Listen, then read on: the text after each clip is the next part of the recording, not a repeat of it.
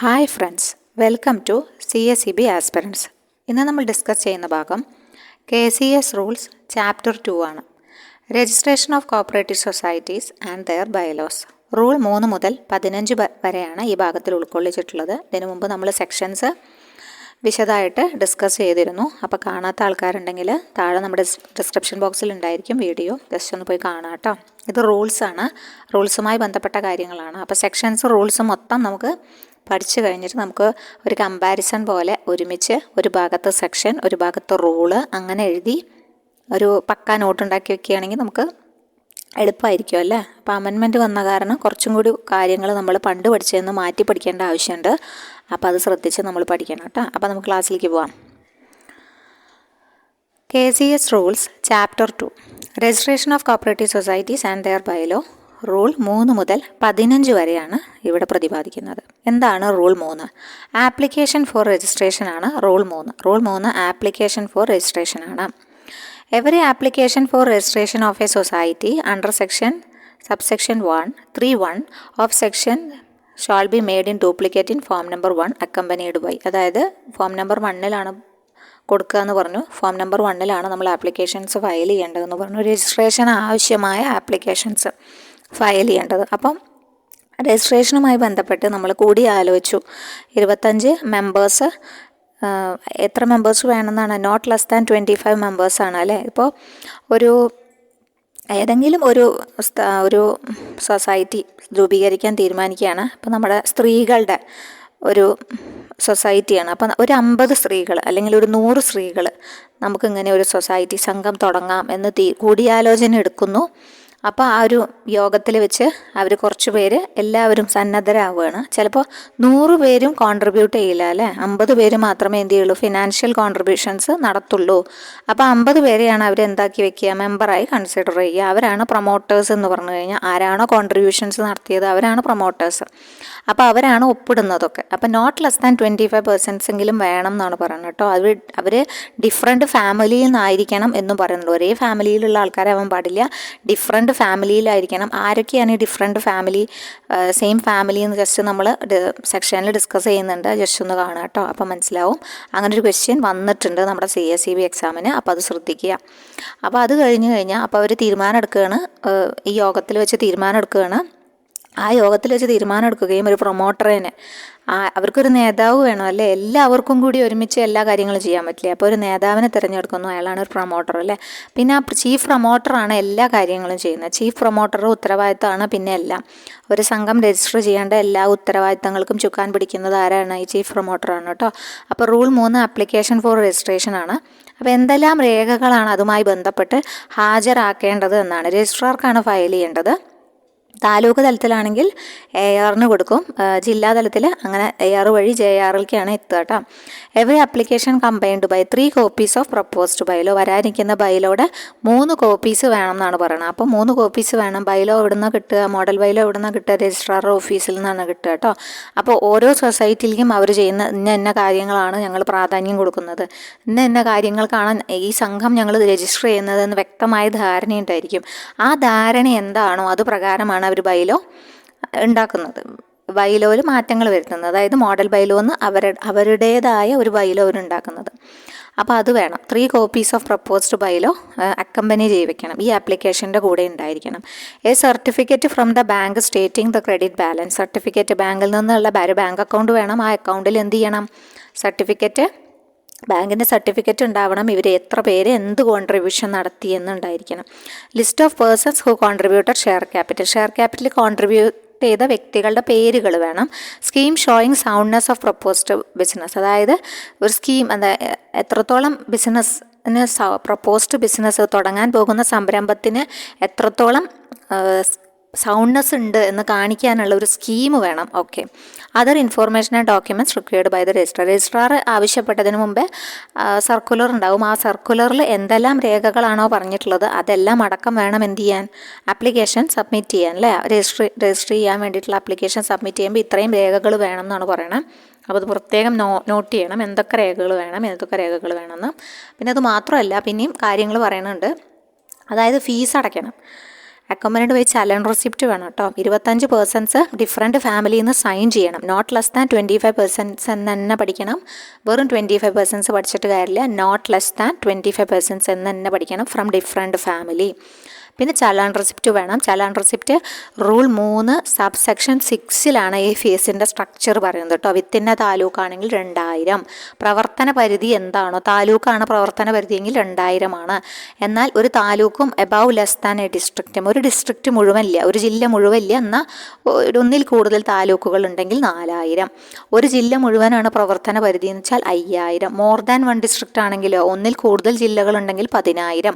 School colleges ആണെങ്കിൽ 100, woman SC/ST ആണെങ്കിൽ 500. അപ്പോൾ ഇത് വ്യക്തമായി പഠിക്കണം. ഇത് നമുക്ക് എപ്പോഴും കടന്നു വരാനുള്ള ചോദ്യം കടന്നു വരുന്ന മേഖലയാണ്. വിത്തിൻ്റെ taluk 2000, taluk and above but less than a district ആണെങ്കിൽ 4000, പിന്നെ കുറച്ചും കൂടി 4000. ഒരു ജില്ലയാണെങ്കിൽ 5000, മോർ ദാൻ 1 ഡിസ്ട്രിക്റ്റ് ആണെങ്കിൽ 10000, അതിൻ്റെ ഡബിൾ. സ്കൂൾ കോളേജ് ആണെങ്കിൽ 100, വുമൺ SC/ST ആണെങ്കിൽ 500 കേട്ടോ. അപ്പോൾ വുമൺ SC/ST 500, സ്കൂൾ കോളേജ് ആണെങ്കിൽ 100, മോർ ദാൻ 1 ഡിസ്ട്രിക്റ്റ് ആണെങ്കിൽ എത്രയാ 10000, ഒരു ഡിസ്ട്രിക്റ്റ് ആണെങ്കിൽ എത്രയാ 5000. ഒരു താലൂക്കും അല്ലെങ്കിൽ ഒന്നിൽ കൂടുതൽ താലൂക്കും എന്നാൽ ഒരു ജില്ല മുഴുവനുണ്ടോ പ്രവർത്തന പരിധി ഇല്ല, അത് 4000. ഏറ്റവും ചുരുങ്ങിയത് വിത്തിൻ്റെ താലൂക്കാണ്, അത് 2000.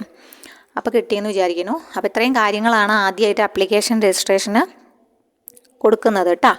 അപ്പോൾ അതൊന്ന് ഓർത്ത് വയ്ക്കാം. ഇനി റൂൾ 4 രജിസ്ട്രേഷനുമായി ബന്ധപ്പെട്ട് ഉള്ള കാര്യങ്ങൾ നോക്കാം. Rule 4 registration. അപ്പോൾ രജിസ്ട്രേഷൻ്റെ ഫോം 2 കൊടുക്കുക. On receipt of application for registration registrar shawl enter the details enter. 1 നമ്മൾ കൊടുക്കുന്നു, 2 രജിസ്ട്രാർ എൻ്റർ ചെയ്യുന്നു കേട്ടോ. 3 രജിസ്ട്രേഷൻ സർട്ടിഫിക്കറ്റ് തിരിച്ചു കൊടുക്കുന്നത്. അപ്പോൾ അത് ഓർത്ത് വരിക. 1, 2, 3 കിട്ടിയെന്ന് വിചാരിക്കുന്നു. Order of refusal communicate together with the reasons by. Order of refusal ഉണ്ടെങ്കിൽ, അപ്പോൾ റിഫ്യൂസ് ചെയ്തു എന്ന് വിചാരിക്കുക, രജിസ്ട്രേഷൻ റിഫ്യൂസ് ചെയ്തു എന്ന് വിചാരിക്കുക.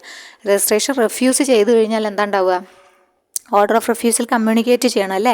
എന്താണ് കാരണം എന്നതടക്കം രജിസ്റ്റേർഡ് പോസ്റ്റ് വഴി അയക്കാം, അല്ലെങ്കിൽ കൊറിയർ വഴി അയക്കാം. ഹൈക്കോർട്ട് ഓഫ് കേരള അപ്രൂവ്ഡ് ചെയ്ത രജിസ്റ്റർ പോസ്റ്റ് വഴിയോ കൊറിയർ സർവീസ് വഴിയോ ആണ് അയക്കേണ്ടത് കേട്ടോ. എങ്ങനെ? ചീഫ് പ്രൊമോട്ടർക്കാണ് അയക്കേണ്ടത്. വിത്തിൻ 15 ഡേയ്സ്, 15 ദിവസത്തിനകം ഓർഡർ ഓഫ് റിഫ്യൂസൽ കമ്മ്യൂണിക്കേറ്റ് ചെയ്യണം കേട്ടോ. സെക്ഷനിലും 15 ദിവസമാണ് പറയുന്നത്, റൂളിലും 15 ദിവസമാണ് പറയുന്നത്. Order of refusal communicate together with the reasons by. എങ്ങനെ? ആർക്കാണ് അറിയിക്കേണ്ടത്? ചീഫ് പ്രൊമോട്ടർക്കാണ് അറിയിക്കേണ്ടത് വിത്തിൻ 15 ഡേയ്സ്. റിഫ്യൂസൽ കമ്മ്യൂണിക്കേറ്റ് ചെയ്യേണ്ടത് ചീഫ് പ്രൊമോട്ടർക്കാണ്. എത്ര ദിവസത്തിനകം? 15 ദിവസത്തിനകം. ഫോം 1 എന്താണ്? ഫോം 1 നമ്മൾ രജിസ്ട്രേഷന് വേണ്ടി അങ്ങോട്ട് അപ്ലൈ ചെയ്യുന്നു. ഫോം 2 എന്താണ്?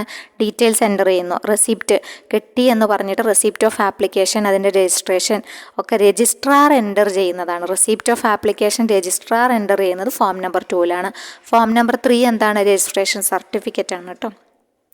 ഫോം നമ്പർ 3A വരും. അതായത് രജിസ്ട്രേഷൻ സർട്ടിഫിക്കറ്റ് ഇറിക്കവറബിളി ലോസ്റ്റ് ആണെങ്കിൽ 3A വരിക. അപ്പോൾ അത് നമുക്ക് വരുമ്പോൾ പറയാം. അപ്പോൾ ഓർഡർ ഓഫ് റിഫ്യൂസൽ കമ്മ്യൂണിക്കേറ്റ് ചെയ്യുന്നത് ആർക്കാണ് കമ്മ്യൂണിക്കേറ്റ് ചെയ്യേണ്ടത്? ചീഫ് പ്രൊമോട്ടർക്കാണ് കമ്മ്യൂണിക്കേറ്റ് ചെയ്യേണ്ടത്. എത്ര ദിവസത്തിനകം കമ്മ്യൂണിക്കേറ്റ് ചെയ്യണം? 15 ദിവസത്തിനകം കമ്മ്യൂണിക്കേറ്റ് ചെയ്യണം. പിന്നെ a copy of certificate of registration together with a copy of bylaw shall be furnished to. ആർക്കൊക്കെ കൊടുക്കണം copy of certificate of registration കിട്ടിക്കഴിഞ്ഞാൽ? ഫിനാൻസിങ് ബാങ്കിന്, സെൻട്രൽ ഓർ അപ്പെക്സ് സൊസൈറ്റിക്ക്, സർക്കിൾ CCUവിന്, സ്റ്റേറ്റ് കോപ്പറേറ്റീവ് യൂണിയനും. അതാത് ഏത് മേഖലയിലാണോ വർക്ക് ചെയ്യുന്നത്, പ്രൈമറി ആണോ സെൻട്രലാണോ അപ്പെക്സ് ആണോ നോക്കിയിട്ട് അവരെ തൊട്ട് മുകളിലുള്ള ആൾക്കാർക്ക് കൊടുക്കാം കേട്ടോ. ഓക്കെ. ഇനി റൂൾ 4A എന്താണ് പറയണത്? 4A manner of issuing certificate if the registration certificate is irrecoverably lost. തിരിച്ചു കിട്ടാനാകാത്ത വിധം സർട്ടിഫിക്കറ്റ് പോവുകയാണെങ്കിൽ എന്ത് ചെയ്യും എന്നാണ് പറയുന്നത് കേട്ടോ. ഫോം നമ്പർ 3A നമ്മൾ എന്ത് ചെയ്യുക? ആപ്ലിക്കേഷൻ കൊടുക്കുക എന്ന് പറഞ്ഞു. ഫോം നമ്പർ 3A നമ്മൾ ആപ്ലിക്കേഷൻ കൊടുക്കും. ഓൺ ദ ബേസിസ് ഓഫ് എങ്ങനെ? First page of the latest audit certificate നോക്കിയിട്ടാണ്. RCSനോ ജോയിൻറ്റ് രജിസ്ട്രാറിനോ ആർക്ക് വേണമെങ്കിലും അത് ചെയ്യാം കേട്ടോ. First page of the latest audit certificate നോക്കിയിട്ട് അവരനുസരിച്ച് ഡ്യൂപ്ലിക്കേറ്റ് രജിസ്ട്രേഷൻ കൊടുക്കും കേട്ടോ. സർട്ടിഫിക്കറ്റ് കൊടുക്കും. ഫോം നമ്പർ 3A കൊടുക്കുക കേട്ടോ. ഫോം നമ്പർ 3A കൊടുക്കുക എന്ന് പ്രത്യേകം ഓർത്ത് വെക്കണം. ഓക്കെ. അപ്പോൾ ഫോം നമ്പർ ജസ്റ്റ് ഒന്ന് നമുക്ക് നോക്കാം ഏതൊക്കെ ഫോം നമ്പർ ആണെന്നൊക്കെയുള്ള പ്രധാനപ്പെട്ടത്. 1 നിങ്ങൾക്ക് കിട്ടിയിട്ടുണ്ടാവും. 1 എന്താണ്? ആപ്ലിക്കേഷൻ കൊടുക്കണത് അല്ലേ. Application for registration of a society to be submitted form number 1. പിന്നെ ഫോം നമ്പർ 2 എന്താണ്? Receipt of application for registration. Registrar shall enter the same in form number 2 എന്നാണ് പറയുന്നത്. ഫോം നമ്പർ 2 രജിസ്ട്രാറാണ് എൻ്റർ ചെയ്യുക. രജിസ്ട്രാറാണ് റെസിപ്റ്റ് ഓഫ് ആപ്ലിക്കേഷൻ ഫോർ രജിസ്ട്രേഷനിലെ വിവരങ്ങൾ enter ചെയ്യുന്നത്. ഇന്ന സൊസൈറ്റി ആപ്ലിക്കേഷൻ വന്നിട്ടുണ്ട് എന്ന് രജിസ്ട്രാർ എൻ്റർ ചെയ്യുന്നത് ഫോം നമ്പർ 2ലാണ്. ഫോം നമ്പർ 3 എന്താണ്? After registration the registration certificate shall be issued by the registrar in form number 3. Form number 3 എന്താണ്? After registration the registration certificate shall be issued by the registrar by in form number 3. Form number 3A എന്താണ്? Manner of issuing certificate if the registration certificate is irrecoverably lost. തിരിച്ചു കിട്ടാനാകാത്ത വിധം നഷ്ടപ്പെട്ട് കഴിഞ്ഞാൽ 3Aയിലാണ് കൊടുക്കുക. Latest ആയിട്ടുള്ള ഓഡിറ്റഡ് ബാലൻസ് ഷീറ്റിൻ്റെ ഫസ്റ്റ് പേജ് റെഫർ ചെയ്തിട്ടാണ് കൊടുക്കുക. Okay, register of details. പിന്നെ ഫോം നമ്പർ 4 എന്താണെന്ന് വെച്ച് കഴിഞ്ഞാൽ ഈ ഡീറ്റെയിൽസ് ഓൾ രജിസ്റ്റേർഡ് സൊസൈറ്റീസിൻ്റെ ഡീറ്റെയിൽസും എൻ്റർ ചെയ്യുന്നത് അമെൻമെൻ്റ് അടക്കം ബൈലോ അമെൻമെൻ്റ് അടക്കം രജിസ്റ്റർ ചെയ്യുന്നത് ഫോം നമ്പർ 4ലാണ് കേട്ടോ. Register of details of all registered societies along with the date of amendment of bylaw should be maintained in form number 4. അപ്പോൾ 1, 2, 3, 4 കിട്ടിയിട്ടുണ്ടാവുമെന്ന് വിചാരിക്കുന്നുണ്ട്. അപ്പോൾ അതാത് സെക്ഷൻസിലൂടെ കടന്നു പോകുന്ന ഫോമുകൾ നമ്മൾ എന്ത് ചെയ്യുക? ഒരു ബുക്കിലാക്കി വയ്ക്കുക. ഫോംസ് എന്ന് പറഞ്ഞാൽ 39 ഫോംസാണ്. 39 ഫോംസ് നമുക്ക് ഇമ്പോർട്ടൻ്റ് ആയിരിക്കില്ല. കുറച്ചൊക്കെ നമുക്ക് കടന്നു വരുന്നത് ഇമ്പോർട്ടൻ്റ് ആയത് പഠിക്കാം. അപ്പോൾ നിങ്ങളിത് കാണുമ്പോൾ തന്നെ എന്ത് ചെയ്യുക? അതിനു വേണ്ടി ഒരു ഭാഗം ഒഴിച്ചുവിടുക. ഫോം നമ്പർ അവിടെ പോയി എഴുതി വയ്ക്കുക. ഇവിടുന്ന് കിട്ടുന്ന ഫോം നമ്പറൊക്കെ അങ്ങനെ അപ്ഡേറ്റ് ചെയ്ത് പോവുക. അപ്പോൾ ലാസ്റ്റ് എന്താവും? ആ ഫുള്ള് ഫോം നമ്മൾ കവറാവും. അപ്പോൾ നമ്മളത് ഇടയ്ക്കിടയ്ക്ക് റിവൈസ് ചെയ്യുകയും ചെയ്യാം കേട്ടോ. ഓക്കെ, അപ്പോൾ അത് കഴിഞ്ഞു. അടുത്തത് സബ്ജക്റ്റ് മാറ്റർ ഓഫ് ബൈലോസ് ആണ്. ബൈലോസിൽ എന്തൊക്കെ സബ്ജക്റ്റ് മാറ്റർ ഉണ്ടായിരിക്കും എന്ന് ഒരുപാട് വിഷയങ്ങളെക്കുറിച്ച് പറയുന്നുണ്ട് കേട്ടോ. ബൈലോയിൽ ഒരുപാട് വിഷയങ്ങളെക്കുറിച്ച് സബ്ജക്റ്റ് മാറ്ററിനെ കുറിച്ച് പറയുന്നുണ്ട്. അപ്പം അത് നമ്മൾ മുമ്പ് ഡിസ്കസ് ചെയ്ത് തന്നെയാണ്. സബ്ജക്റ്റ് മാറ്റർ ബൈലോയിൽ എന്തെല്ലാം വരും എന്നൊക്കെ ജസ്റ്റ് നമുക്കൊന്ന് നോക്കാം അല്ലേ. നെയിം ആൻഡ് അഡ്രസ്സ്, അതിന് ബ്രാഞ്ചസ് എന്തെങ്കിലും ഉണ്ടെങ്കിൽ അത്, area of operation, object of society, കുറേ കാര്യങ്ങൾ. Manner of making, amending and repealing bylaws എങ്ങനെ വേണം, എങ്ങനെയാണ് എക്സ്പൾഷൻ ഓഫ് മെമ്പേഴ്സിൻ്റെ പ്രൊസീജിയേഴ്സ് എന്തെല്ലാമാണ്, കോൺസ്റ്റിറ്റ്യൂഷൻ, കമ്മിറ്റിയുടെ കോൺസ്റ്റിറ്റ്യൂഷൻ എങ്ങനെയാണ്, പിന്നെ അതുപോലെ തന്നെ എങ്ങനെ ഡിസ്പോസൽ, നെറ്റ് പ്രോഫിറ്റ് ഡിസ്പോസൽ ചെയ്യാം, privileges, rights, duties and liabilities of members including nominal and associate members. ഇതൊക്കെ എവിടെയാണ് പ്രതിപാദിച്ചിട്ടുള്ളത്? ബൈലോയിലാണ് പ്രതിപാദിച്ചിട്ടുള്ളത് കേട്ടോ. ഡീഫോൾട്ട് ഇൻ പേയ്മെൻറ്റ് വന്നു കഴിഞ്ഞാൽ ഒരു മെമ്പറിന് എന്തൊക്കെ കോൺസിക്വൻസസ് ആണ് ഉണ്ടാവുക. Conditions regarding sale or disposal of produce of members wherever applicable. അങ്ങനെ കുറച്ച് കാര്യങ്ങളല്ല. അതൊരിക്കലും ഓപ്ഷൻസ് ആയിട്ട് ചോദിക്കാൻ പോലും വഴിയില്ല. അത്രയ്ക്കധികം കാര്യങ്ങൾ കൊടുത്തിട്ടുണ്ട്. Maximum loan admissible to a മെമ്പറിന് എത്ര കൊടുക്കുക, maximum rate of interest on loans to members എങ്ങനെയാണ്, consequences or default in payment of any sum due, അങ്ങനെ കുറേ കാര്യങ്ങൾ ബൈലോസിൽ ഉൾപ്പെടുത്തണമെന്നാണ് പറഞ്ഞിട്ടുള്ളത് കേട്ടോ. ഓക്കെ, അപ്പോൾ അത് ഓർത്തിരിക്കുക. അത് കഴിഞ്ഞാൽ റൂൾ 6 മോഡൽ ബൈലോസ് ആണ്. മോഡൽ ബൈലോസ് റൂൾ 6ലാണ് വരുന്നത്. It shall be competent the registrar to frame. ആരാണ് മോഡൽ ബൈലോസ് ഫ്രെയിം ചെയ്യുന്നത് എന്ന് വെച്ച് കഴിഞ്ഞാൽ രജിസ്ട്രാറാണ് കേട്ടോ. ഗവൺമെൻറ്റിൻ്റെ നിർദ്ദേശപ്രകാരം രജിസ്ട്രാറാണ് ചെയ്യുന്നത്. അപ്പോൾ റൂൾ 7 എന്ന് പറഞ്ഞു കഴിഞ്ഞാൽ പീരിയഡ് വിത്ത് വെച്ച് സൊസൈറ്റീസ് ഷോൾ കമൻസ് വർക്കിംഗ്. പ്രവർത്തനം നടക്കാൻ പോകുന്നത് അല്ലേ. അപ്പം എന്നാണ് പ്രവർത്തനം? 6 months അല്ലേ. 6 months every society shawl comments working within a period of 6 months of its registration കഴിഞ്ഞ് 6 മാസത്തിനകം അവരെന്ത് ചെയ്യണം? പ്രവർത്തനം തുടങ്ങണം എന്നാണ് പറയണത്. ഇനി രജിസ്ട്രാർക്ക് വേണമെങ്കിൽ ഒരു ഫർദർ എക്സ്റ്റൻഷൻ നീട്ടിക്കൊടുക്കാം, നോട്ട് എക്സീഡിങ് 6 months. 6 monthsൽ കുറയാത്തൊരു കാലാവധി എക്സ്റ്റൻഷൻ ആവശ്യമാണെന്ന് നമ്മൾ രേഖകളൊക്കെ സമർപ്പിച്ച് കഴിഞ്ഞാൽ വേണമെങ്കിൽ കൊടുക്കാം. അപ്പോൾ എങ്ങനെയാണ് ഒരു സൊസൈറ്റി വർക്കിംഗ് ആയി എന്നതിന് എന്താണ് ആധാരം, അല്ലെങ്കിൽ എപ്പോഴാണ് ഒരു സൊസൈറ്റി വർക്കിംഗ് ആയെന്ന് പറയുക? അപ്പോൾ അങ്ങനെ ക്വസ്റ്റ്യൻസ് കണ്ടിട്ടുണ്ട്. അപ്പോൾ നിങ്ങളത് മനസ്സിലാക്കി വെക്കുക. ഒരു സൊസൈറ്റി വർക്കിംഗ് ആയി എന്ന് പറയണത് first general body meeting after its registration and admitted members and has allotted shares. അപ്പോഴാണ് first general body meeting conduct ചെയ്തതിന് ശേഷമാണ് ഒരു രജിസ്ട്രേഷൻ ഒരു സൊസൈറ്റി പ്രവർത്തിച്ചു അല്ലെങ്കിൽ പ്രവർത്തനം ആരംഭിച്ചു എന്ന് പറയുന്നതിനുള്ള ഒരു പോയിൻ്റ് അതാണ് കേട്ടോ. അതായത് ആഫ്റ്റർ ഇറ്റ്സ് രജിസ്ട്രേഷന് ശേഷം first general body meeting conduct ചെയ്യുന്നു. അഡ്മിറ്റഡ് മെമ്പേഴ്സിനെയും അവരൊക്കെ അലോട്ടഡ് ഷെയർസ് എല്ലാം കറക്റ്റായിട്ട് ചെയ്തു തുടങ്ങുമ്പോഴാണ് എന്ത് ചെയ്യുക? ഒരു സൊസൈറ്റി ഷോൾ കമൻസ് വർക്കിംഗ് എന്ന് പറയുന്നത്. അപ്പോൾ ഫസ്റ്റ് ജനറൽ ബോഡി മീറ്റിംഗ് എന്താണെന്ന് നോക്കാം. എന്താണ് ഫസ്റ്റ് ജനറൽ ബോഡി മീറ്റിംഗ്, അവിടെ എന്തൊക്കെ കാര്യങ്ങളാണെന്ന് ജസ്റ്റ് നോക്കാം അല്ലേ. അപ്പോൾ ഫസ്റ്റ് ജനറൽ ബോഡി മീറ്റിങ്ങിൻ്റെ കാര്യം പറഞ്ഞു. ആദ്യം 3 മാസത്തിനുള്ളിൽ ഫസ്റ്റ് ജനറൽ ബോഡി വിളിച്ചു ചേർക്കണം. 3 മാസത്തിനുള്ളിലാണ് കാലാവധി. Within 3 months from the date of registration of a society the chief promoter. ആരാണ് വിളിച്ചു ചേർക്കേണ്ടത്?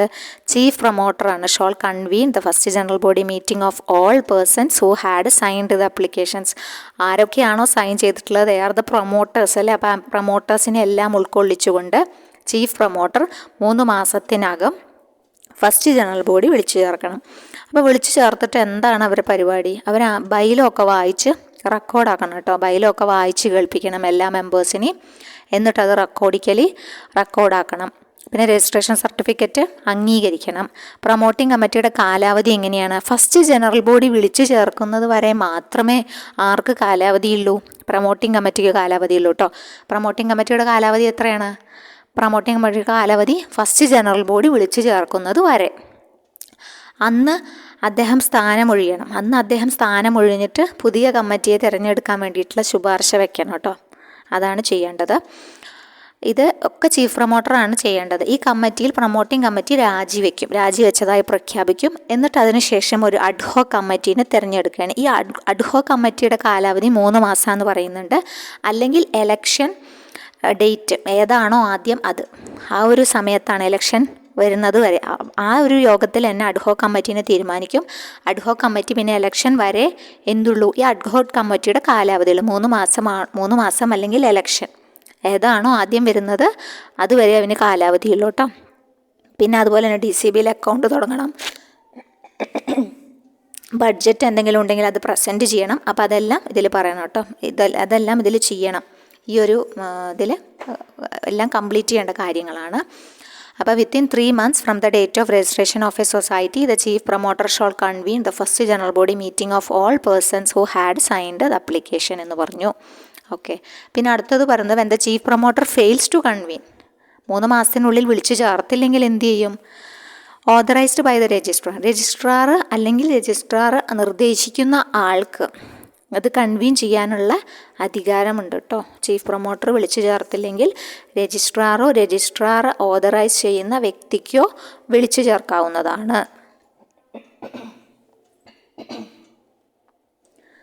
പിന്നെ election of a president for the meeting. പ്രസിഡൻറ്റിൻ്റെ എലക്ഷനുള്ള കാര്യങ്ങൾ ചെയ്യാം.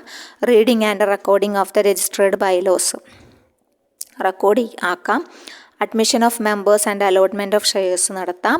Receiving a statement of accounts and reporting all transactions entered into by chief promoter അതുവരെ ചെയ്ത എല്ലാ ട്രാൻസാക്ഷൻസും എല്ലാം അവിടെ പിന്നെ ബഡ്ജറ്റ് പാസിങ് ചെയ്യാം. Any other matters connected with the working of the society. മറ്റേതെങ്കിലും മാറ്റർ സൊസൈറ്റിയുടെ പ്രവർത്തനവുമായി ബന്ധപ്പെട്ടുള്ള കാര്യങ്ങളെല്ലാം ഫസ്റ്റ് ജനറൽ ബോഡിയിൽ വിശദീകരിക്കും എന്നാണ് പറയുന്നത് കേട്ടോ. അപ്പോൾ അത് ഓർത്തിരിക്കുക. പിന്നെ അടുത്തത് പറയുന്നത് ജനറൽ ബോഡി മീറ്റിംഗ് ആണ്. General body meeting notice, date ഏത് സമയത്താണ് കണ്ടക്ട് ചെയ്യുന്നത് എന്ന് അജണ്ടയൊക്കെ വെച്ചിട്ട് എല്ലാ മെമ്പേഴ്സിനും അറ്റ്ലീസ്റ്റ് 15 ക്ലിയർ ഡേയ്സ് നോട്ടീസ് കൊടുക്കണം, മീറ്റിങ്ങിന് കൊടുക്കണം. ബൈലോസിൽ പറഞ്ഞിട്ടുള്ള പ്രകാരമാണ് കൊടുക്കേണ്ടത് കേട്ടോ. ഇനിയിപ്പോൾ അഥവാ അർജൻറ്റ് കേസസിലാണെങ്കിൽ എന്ത് ചെയ്യാം? ലെസ് ദാൻ ഒരു 15 ഡേയ്സിൽ കുറഞ്ഞിട്ടുള്ള നോട്ടീസ് കൊടുക്കാം, കുഴപ്പമൊന്നുമില്ല. അത് ഒരു അർജൻറ്റ് മാറ്ററാണ്, പെട്ടെന്ന് ജനറൽ ബോഡി കൂടണമെങ്കിൽ അങ്ങനെ ആവാം എന്നാണ് പ്രത്യേകം പറയുന്നുണ്ട്. അല്ലെങ്കിൽ 15 ഡേയ്സ് ആണ് കേട്ടോ. 15 ഡേയ്സ് ക്ലിയർ ഡേയ്സ് നോട്ടീസ് കൊടുത്തതിന് ശേഷം എല്ലാ മെമ്പർക്കും കൊടുത്തതിന് ശേഷമാണ് കണ്ടക്ട് ചെയ്യാമെന്ന് ഓർത്തിരിക്കുക. ഓക്കെ. പിന്നെ റൂൾ 9 എന്താണ്? Procedure regarding amendment of bylaw ആണ് പറയുന്നത് കേട്ടോ. Rule 9 procedure regarding amendment of bylaw. Rule 9 എന്താണ്? Procedure regarding amendment of bylaw. Procedure regarding amendment of ബൈലോയിൽ എന്താ പറയണത്? Every proposal for amendment to the bylaws of a society shall be made only by a resolution passed by the 2/3 majority വേണം of the members present and voting. മെമ്പേഴ്സിൻ്റെ present and വോട്ടിങ്ങിൻ്റെ 2/3 majority resolution പാസ്സാക്കിയാൽ മാത്രമേ എന്ത് ചെയ്യാൻ പറ്റുള്ളൂ? Bylaw amendment സാധ്യമാവുള്ളൂ എന്നാണ് പറയുന്നത്. Such resolution shall be forward to the registrar within 1 month of the date of the general body meeting. General body meeting conduct ചെയ്ത് തീരുമാനമെടുത്ത് 1 monthനകം എന്ത് ചെയ്യണം? ഇത് കൊടുക്കണം. ആർക്ക് കൊടുക്കണം? ഫോർവേഡ് ടു ദ രജിസ്ട്രാർക്കിന് കൊടുക്കണം എന്നാണ് പറയുന്നത് കേട്ടോ. അപ്പോൾ അത് ജസ്റ്റ് ഓർത്തിരിക്കുക. പിന്നെ എവറി ആപ്ലിക്കേഷൻ സൈൻ ചെയ്യണം. Shall be signed by the secretary and 2 members of the committee. അതൊന്ന് ചോദ്യം കാണാറുണ്ട് കേട്ടോ. ആരാണ് സൈൻ ചെയ്യാൻ? സെക്രട്ടറിയും 2 കമ്മിറ്റി മെമ്പേഴ്സുമാണെന്നാണ് പറയണത്. ചിലപ്പോൾ പ്രസിഡൻറ്റും 2 കമ്മിറ്റി മെമ്പേഴ്സൊന്നും തരാം, അല്ലെങ്കിൽ സെക്രട്ടറിയും വേറെ പ്രസിഡൻറ്റും തരാം. അപ്പോൾ അങ്ങനെ പലതരത്തിലും ഓപ്ഷൻസ് തരാനുള്ള സാധ്യതയുണ്ട്. അപ്പോൾ സെക്രട്ടറിയും 2 മെമ്പേഴ്സുമാണ് അതിൽ സൈൻ ചെയ്യാമെന്ന് ഓർത്ത് വയ്ക്കുക. 4 copies of the text of the bylaws കൊടുക്കണം എന്ന് പറയുന്നുണ്ട്. ചലാൻ അടയ്ക്കണം കേട്ടോ. 500 രൂപ നോർമലാണെങ്കിൽ, നോർമൽ കേസിൽ 500 രൂപ. SC ST വുമൺ സ്കൂളിനൊക്കെ എത്ര രൂപയാണ് അടയ്ക്കേണ്ടത്? 50 രൂപയാണ് അടയ്ക്കേണ്ടത് കേട്ടോ. 4 കോപ്പീസാണ് എന്ത് ചെയ്യേണ്ടത്? ഈ ബയലോസാണ് ഓതറൈസ് ചെയ്യേണ്ടത്, ഓഫീസേഴ്സ് ഓതറൈസ് ചെയ്യേണ്ടതെന്ന് പറഞ്ഞു. ട്രഷറി ചലാൻ 500 റുപ്പീസാണ് നോർമൽ കേസിൽ. അല്ലാത്ത കേസിൽ woman or school, schedule caste, schedule tribe, cooperative societies ഒക്കെ ആണെങ്കിൽ 50 രൂപയാണ് എന്ന് പ്രത്യേകം ഓർത്ത് വയ്ക്കുക. പിന്നെ റൂൾ 10 ഒമിറ്റ് ചെയ്യപ്പെട്ടതാണ്. റൂൾ 11 പറയുന്നത് registrar to keep A record of names, address and bylaws of society നമ്മൾ പറഞ്ഞു. ഫോം നമ്പർ 4 നമ്പറും നെയിമും രജിസ്ട്രേഷൻ നമ്പർ ഉണ്ടാവുമല്ലോ, നെയിമും അഡ്രസ്സും of all society registered under this act enter ചെയ്യുന്നത് ഫോം നമ്പർ 4 പറഞ്ഞു. അപ്പോൾ അത് നമ്മൾ ഡിസ്കസ് ചെയ്ത പോയിൻ്റാണ്. പിന്നെ റൂൾ 12 എന്താണെന്ന് നോക്കാം. Rule 12 procedure regarding change of liability. Change of liability പിന്നെ ലയബിലിറ്റി ചേഞ്ച് ചെയ്യുന്നതിനെ കുറിച്ചിട്ടുള്ളതാണ്. അവിടെയും 2/3 majority of members present and voting ആണ്. 7 days ക്ലിയർ നോട്ടീസാണ് ഇവിടെ പറയണത് കേട്ടോ. 7 days ക്ലിയർ നോട്ടീസാണ്. ചേഞ്ച് ഓഫ് ലയബിലിറ്റിക്ക് എങ്ങനെയാണ്? റൂൾ 12 ആണ്. 7 days നോട്ടീസാണ്. 2/3 മെജോറിറ്റിയാണ് പറയണത്. ഇനി അടുത്തത് പറയുന്നത് amalgamation, transfer of assets and liabilities or division of society. Rule 13 ബന്ധപ്പെട്ടതാണ്.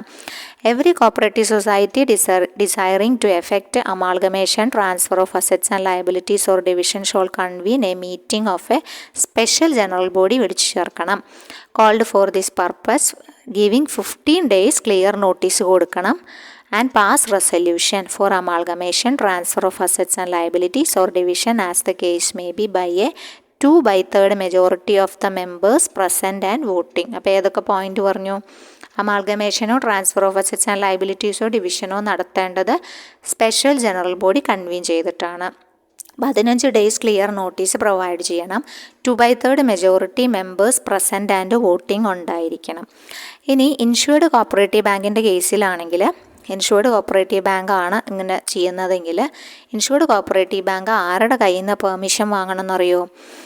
റിസർവ് ബാങ്കിൻ്റെ കയ്യിൽ നിന്ന് പെർമിഷൻ വാങ്ങണം. Resolution shall be passed. Resolution പാസ്സാക്കണമെങ്കിൽ തന്നെ, റെസൊല്യൂഷൻ പാസ്സാക്കുന്നതിന് മുമ്പ് തന്നെ ആരുടെ കയ്യിൽ നിന്ന് അപ്രൂവൽ? റൈറ്റിംഗ് അപ്രൂവൽ വാങ്ങിക്കണം റിസർവ് ബാങ്കിൽ നിന്നാണ് പറയുന്നത്. Provided that in case of an insured cooperative bank no resolution shall be passed without the prior approval in writing of the RBI. Assisted സൊസൈറ്റീസിലെ കേസ്, ഇപ്പോൾ കേരളത്തിലെ ഒട്ടുമിക്ക സൊസൈറ്റീസും അസിസ്റ്റഡ് സൊസൈറ്റീസാണ്. ഗവൺമെൻറ്റിൻ്റെ ഫണ്ട് വാങ്ങിക്കുന്ന, ഗവൺമെൻറ്റിൻ്റെ സപ്പോർട്ടോട് കൂടുന്നതാണ് അസിസ്റ്റഡ് സൊസൈറ്റി എന്ന് പറഞ്ഞു കഴിഞ്ഞാൽ. അപ്പോൾ അസിസ്റ്റഡ് സൊസൈറ്റി ആരുടെ കയ്യിൽ നിന്ന് പ്രയർ അപ്രൂവൽ വാങ്ങണം? രജിസ്ട്രാറുടെ കയ്യിൽ നിന്ന് പ്രയർ അപ്രൂവൽ വാങ്ങണം കേട്ടോ. അതിന് ശേഷം മാത്രമേ എന്ത് ചെയ്യാൻ പാടുള്ളൂ? ഈ പ്രൊസീജിയേഴ്സ് പറഞ്ഞ സ്പെഷ്യൽ ജനറൽ ബോഡി കൂടി 2/3 മെജോറിറ്റിയിൽ അതിനെക്കുറിച്ച് ഡിസ്കസ് ചെയ്യാൻ പാടുള്ളൂ. In the case of അമാൾഗമേഷൻ or division, the resolution shawl include the scheme and the draft bylaws proposed for adoption consequent on the approval of the proposal. The draft bylaw shall include the provisions of appointment of the first committee by nomination എന്നാണ് പറയണത് കേട്ടോ. അപ്പോൾ അമാൾഗമേഷനുമായി ബന്ധപ്പെട്ട കാര്യങ്ങൾ ഒരുപാട് പ്രാധാന്യമില്ല, എന്നാലും പോയിന്റുകൾ വെച്ച് നോക്കി വയ്ക്കുക. എങ്ങനെ സ്പെഷ്യൽ ജനറൽ ബോഡി കൂടിയിട്ടാണ് കൺവീൻ ചെയ്യേണ്ടതെന്നും 15 days ക്ലിയർ നോട്ടീസ് കൊടുക്കണമെന്നും 2/3 മെജോറിറ്റി വേണമെന്നും ഇൻഷുർഡ് കോപ്പറേറ്റീവ് ബാങ്ക് ആണ് ചെയ്യണമെങ്കിൽ RBIയുടെ പെർമിഷൻ വാങ്ങണമെന്നും സാധാരണ എല്ലാ അസിസ്റ്റഡ് കോപ്പറേറ്റീവ് സൊസൈറ്റീസും എന്ത് ചെയ്യണം? രജിസ്ട്രാർ പ്രയർ സാങ്ഷനോട് കൂടി മാത്രമേ സ്പെഷ്യൽ ജനറൽ ബോഡി കൺവീൻ ചെയ്തിട്ട് അമാൾഗമേഷന് വേണ്ടിയിട്ടുള്ള കാര്യങ്ങൾ തുടങ്ങാൻ പാടുള്ളൂ എന്നും ഓർത്തിരിക്കുക. റൂൾ 14 ഒമിറ്റഡ് ആണ് കേട്ടോ. റൂൾ 14 ഒമിറ്റഡ് ആണ്. പിന്നെ റൂൾ 15 കുറച്ച് കൂടുതൽ പറയാനുള്ളതാണ്. റൂൾ 15 വളരെ ഇമ്പോർട്ടൻ്റ് ആണ്. Classification of societies according to type. അപ്പോൾ അത് ഇതിൽ ഉൾപ്പെടുത്തി കഴിഞ്ഞാൽ നമ്മുടെ വീഡിയോയ്ക്ക് ലെങ്തി ആയി പോകും. അപ്പോൾ അത് നമുക്ക് അടുത്ത ക്ലാസ്സിൽ, അത് ഒരു വീഡിയോയ്ക്കുള്ള സബ്ജക്റ്റ് ഉണ്ടല്ലോ, കുറച്ചധികം പറയണമല്ലോ. അപ്പോൾ അതുകൊണ്ട് അത് മുറിക്കുമ്പോൾ ശരിയാവില്ല. അപ്പോൾ അത് മൊത്തം നമുക്ക് ഡിസ്കസ് ചെയ്യാം, ഒരുമിച്ച് ഒറ്റ വീഡിയോയിൽ ഡിസ്കസ് ചെയ്യാം കേട്ടോ. റൂൾ 15 അത് ഇമ്പോർട്ടൻ്റ് ആണ്, അന്ന് എപ്പോഴും ചോദ്യങ്ങൾ വരുന്ന മേഖലയാണ്. അതപ്പോൾ നമുക്ക് അടുത്ത ക്ലാസ്സിൽ ചെയ്യാം. അപ്പോൾ ഇതുമായി ബന്ധപ്പെട്ട കാര്യങ്ങൾ നമുക്ക് ഒന്നും കൂടി ഒന്ന് ഓടിച്ചിട്ട് പോവാം, ഓടിച്ച് പറഞ്ഞിട്ട് പോവാം. അപ്പോൾ ഇമ്പോർട്ടൻ്റ് ആയ ഭാഗമാണ് റൂൾ 3 മുതൽ 15 വരെ. ആപ്ലിക്കേഷൻസിൻ്റെ കാര്യങ്ങളൊക്കെ നമ്മളൊരു കഥ പോലെ മനസ്സിലായി എന്ന് വിചാരിക്കുന്നു. അപ്പം രജിസ്ട്രാറുടെ കാര്യമൊക്കെ നമ്മൾ പറഞ്ഞതാണ്. ഫസ്റ്റ് സെക്ഷനുമായി ബന്ധപ്പെട്ട് പറയുകയാണെങ്കിൽ സെക്ഷൻ 3 രജിസ്ട്രാറുമായി പറയുന്നത് അല്ലേ. അപ്പോൾ അതിലൊരു ക്വസ്റ്റ്യൻ കാണാറുണ്ട്, ഫങ്ഷണൽ രജിസ്ട്രാറുമായി ബന്ധപ്പെട്ട സെക്ഷൻ ഏതാണ്. അതായത് 3-2 കേട്ടോ. 3-1 നമ്മുടെ ഒറിജിനൽ രജിസ്ട്രാർ, 3-2 കൺഫർ ചെയ്യുന്ന ആൾ അല്ലെങ്കിൽ അധികാരം കൊടുക്കുന്ന ആൾ, അതാണ് ഫങ്ഷണൽ രജിസ്ട്രാർ എന്ന് പറയുന്നത് കേട്ടോ. Government appoint an officer of a state government എന്നിപ്പോൾ അമെൻഡ് ചെയ്ത് കയറ്റിയതാണ്. An officer of the state government ആണ് കേട്ടോ. ജനറൽ ഓർ സ്പെഷ്യൽ ഓർഡറിൽ കൺഫർ ചെയ്യുന്നതാണ് ഫങ്ഷണൽ രജിസ്ട്രാർ. അപ്പോൾ ഫങ്ഷണൽ രജിസ്ട്രാർ 3-2 പ്രകാരം പറയണതാണ് ആര്, ഫങ്ഷണൽ രജിസ്ട്രാർ എന്ന് ഓർത്തു വെക്കണം. Section 4 societies which may be registered ആണ്. അതിൻ്റെ ഒബ്ജക്റ്റ് പറഞ്ഞു promotion of economic interest of the members ആണെന്ന് പറഞ്ഞു. പിന്നെ നമ്മൾ ആപ്ലിക്കേഷനുമായി ബന്ധപ്പെട്ട അതൊരു കഥ പോലെ ഓർത്തു വയ്ക്കുക. എങ്ങനെയാണ് ഓർത്തു വയ്ക്കേണ്ടത്, എന്തൊക്കെയാണ് ചെയ്യേണ്ടതെന്ന് ജസ്റ്റ് ഒരു കഥ പോലെ നമ്മൾ ഓർത്തു വെച്ചാൽ മതി. ഫോം നമ്പർ 1 കൊടുക്കുന്നത്. ചീഫ് പ്രൊമോട്ടറാണ് അല്ലേ. ചീഫ് പ്രൊമോട്ടറാണ് ഇതിനെല്ലാം തുടങ്ങുന്നത്. ചീഫ് പ്രൊമോട്ടർ ഒക്കെ പിരിച്ചിട്ട്, ഷെയറൊക്കെ പിരിച്ചിട്ട് 14 ദിവസത്തിനകം DCBയിൽ, അതായത് അവരുടെ അപ്പെക്സ് ബാങ്കിൽ അടയ്ക്കണം കേട്ടോ. അവിടെ അക്കൗണ്ട് തുടങ്ങണമല്ലോ DCBയിൽ. അപ്പോൾ DCB ഇല്ല, അപ്പോൾ അവിടെയുള്ള ബാങ്ക് ഉണ്ട്, ഏതാണെന്ന് വെച്ചാൽ അപ്പെക്സ് ബാങ്ക് ഉണ്ടല്ലോ. അപ്പോൾ അതിൽ അക്കൗണ്ട് തുടങ്ങിയിട്ട് അതിൽ 14 ദിവസത്തിനകം അടയ്ക്കണം എന്ന് പറയുന്നുണ്ട് കേട്ടോ. അപ്പോൾ ഷെയർ പിരിക്കട്ടെ എന്ന് വെച്ചാൽ അനുവാദം ചോദിക്കും. അതിനുശേഷം അനുവാദം ചോദിച്ചതിന് ശേഷം റിപ്ലൈ കിട്ടിയതിന് ശേഷം ഷെയർ പിരിക്കും. ഷെയർ പിരിച്ചിട്ട് അത് DCBയിൽ 14 ദിവസത്തിന് അടയ്ക്കും. പിന്നെ ഡ്രാഫ്റ്റ് ബൈലോസ് 3 കോപ്പിയാണ് വെക്കേണ്ടത്. മോഡൽ ബൈലോ എവിടെ നിന്നാണ് കിട്ടുക, RCSൻ്റെ ഓഫീസിൻ്റെ അടുത്താണ് കിട്ടുക. മോഡൽ ഓഫീസിൽ നിന്ന് ലഭിക്കും. അതിനുശേഷം അതിനനുസരിച്ചിട്ട് അവർ ബൈലോ പ്രിപ്പയർ ചെയ്യും. 3 കുറയാത്ത ഒരു കമ്മിറ്റീനെ തിരഞ്ഞെടുക്കും. അതിലൊരാളാണ് ചീഫ് പ്രൊമോട്ടറായിട്ട് വെക്കുക കേട്ടോ. 3 കുറയാത്ത ഒരാളേനെ ഇവരുടെ പ്രവർത്തനങ്ങൾ, രജിസ്ട്രേഷനുമായി ബന്ധപ്പെട്ട പ്രവർത്തനങ്ങൾ ചെയ്യും. എല്ലാവർക്കും കൂടി അതിന് വേണ്ടി ഓടാൻ പറ്റില്ല അല്ലേ. അപ്പോൾ 3 ആൾ തിരഞ്ഞെടുക്കും. 3 കുറയാത്ത പേരെന്നാണ് പറയുന്നത്. 3 കുറയാത്ത പേരെ തിരഞ്ഞെടുക്കും, ഒരാളെ ചീഫ് പ്രൊമോട്ടറായിട്ട് വെക്കും. പിന്നെ ഈ യോഗത്തിൽ പങ്കെടുത്ത എല്ലാവരും പ്രൊമോട്ടേഴ്സാണ്, അവർ സൈൻ ചെയ്യണം അല്ലേ. ആരാണോ കോൺട്രിബ്യൂഷൻസ് കൊടുക്കുന്നവർ ഈ വ്യക്തമായിട്ട് സൈൻ ചെയ്യണം. കോർട്ട് ഫീസ് സ്റ്റാമ്പൊക്കെ ഒട്ടിക്കണം കേട്ടോ. അസിസ്റ്റൻ്റ് RCS വഴി ജോയിൻ്റ് RCSന് കൊടുക്കുക. പിന്നെ രജിസ്ട്രേഷൻ്റെ ഒക്കെ നമ്മൾ പറഞ്ഞിട്ടുണ്ട്. രജിസ്ട്രാർ സാറ്റിസ്ഫൈ ആണെങ്കിൽ രജിസ്റ്റർ ചെയ്യണം 60 ദിവസത്തിനകം എന്നാണ് പറയണത്. ആപ്ലിക്കേഷൻ ലഭിച്ച 60 ദിവസത്തിനകം സാറ്റിസ്ഫൈ ചെയ്യണമെങ്കിൽ പറയണം. എന്തൊക്കെ വേണം ആപ്ലിക്കേഷനിൽ നമ്മൾ ഡിസ്കസ് ചെയ്തു. ഒബ്ജക്റ്റ് ഒക്കെ ക്ലിയർ ആവണം. ഏരിയ ഓഫ് ഓപ്പറേഷൻ ഓവർലാപ്പ് ചെയ്യാൻ പാടില്ല. 4 പ്രകാരമായിരിക്കണം ആപ്ലിക്കേഷൻ്റെ ഒബ്ജക്റ്റ്. KCS ആക്ട് ആൻഡ് റൂൾസിന് വിരുദ്ധമാവാൻ പാടുമോ, ആവില്ല.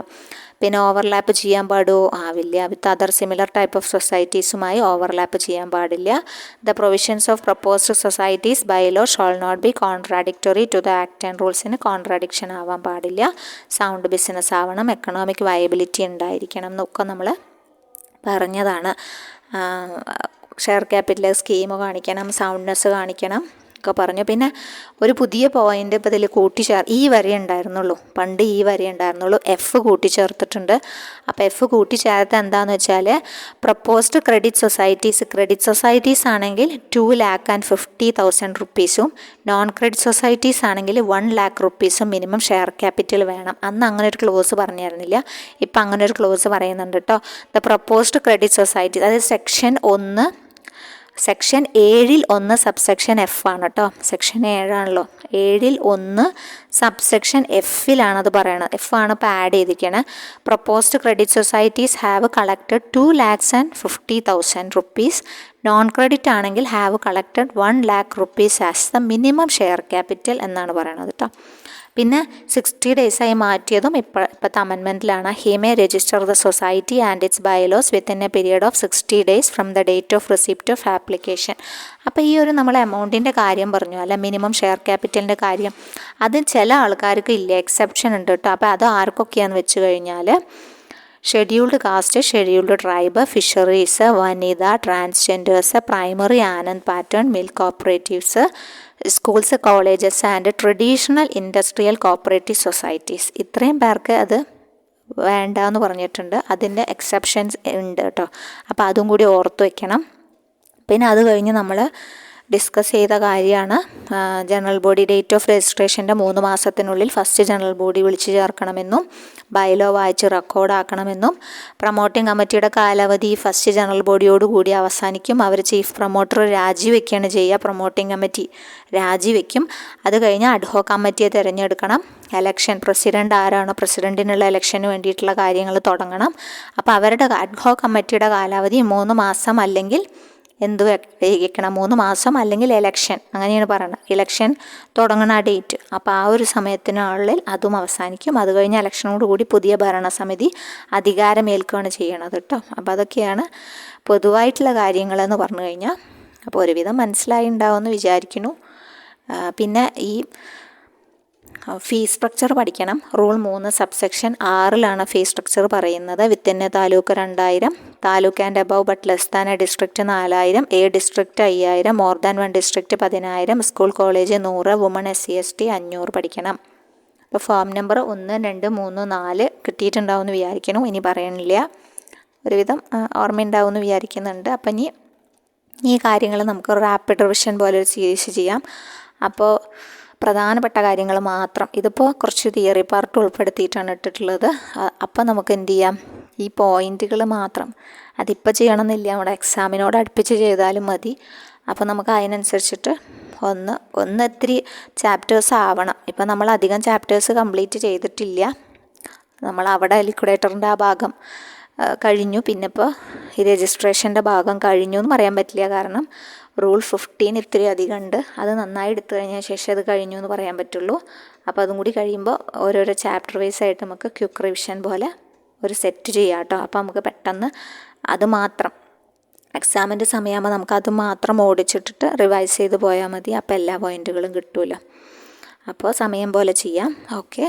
അവന് ക്ലാസ് ചാനൽ സബ്സ്ക്രൈബ് ചെയ്യാത്ത കൂട്ടുകാരാരെങ്കിലും ഉണ്ടെങ്കിൽ ഒന്ന് സബ്സ്ക്രൈബ് ചെയ്യുക. കമൻറ്റ് എന്തെങ്കിലും ഉണ്ടെങ്കിൽ ഒന്ന് കമൻറ്റ് ചെയ്യുക. പിന്നെ ഇഷ്ടപ്പെട്ട് കഴിഞ്ഞാൽ ലൈക്ക് ചെയ്യുക കേട്ടോ.